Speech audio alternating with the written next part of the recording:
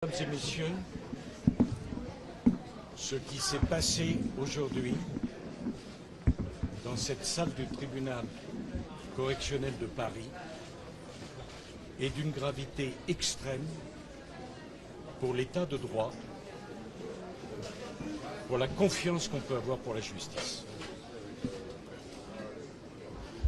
Plus de 10 ans d'enquête, des millions d'euros dépensés pour trouver un financement libyen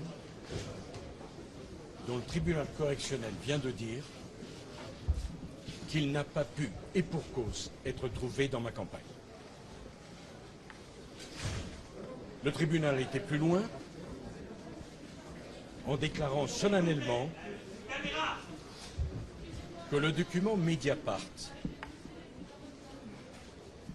qui était à l'origine de cette procédure, était, je cite, un faux. J'ai été renvoyé devant ce tribunal pour 4 délits. Sur 3, j'ai été relaxé. Pas de financement trouvé, pas de corruption. Je suis donc condamné pour avoir prétendument laissé faire 2 de mes collaborateurs qui auraient eu l'idée d'un financement illégal de ma campagne. Depuis toutes ces années, j'ai assumé toutes mes responsabilités. Je n'ai naturellement refusé aucune audience. J'ai été mis en garde à vue. J'ai été interrogé, ausculté, examiné, de telle façon que la présidente du tribunal a dit « Il n'y a aucun enrichissement personnel à vous reprocher. Pas de financement illégal de ma campagne, pas d'enrichissement personnel. »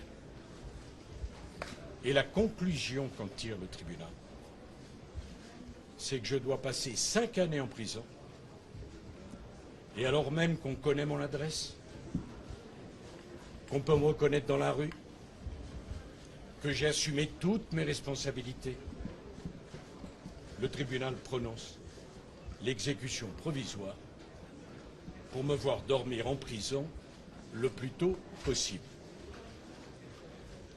Je demande aux Français qu'ils aient voté ou non pour moi, qu'ils me soutiennent ou non, d'apprécier ce qui vient de se passer. La haine n'a donc décidément aucune limite. J'assumerai mes responsabilités, je déférerai aux convocations de la justice, et s'ils veulent absolument que je dorme en prison, je dormirai en prison. Mais la tête haute. Je suis innocent.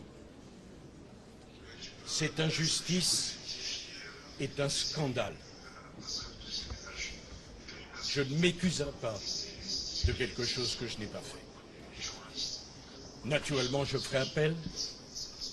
Sans doute devrais-je comparaître les menottes aux mains devant la cour d'appel. Ceux qui me haïssent à ce point pensent m'humilier. Ce qu'ils ont humilié aujourd'hui, c'est la France.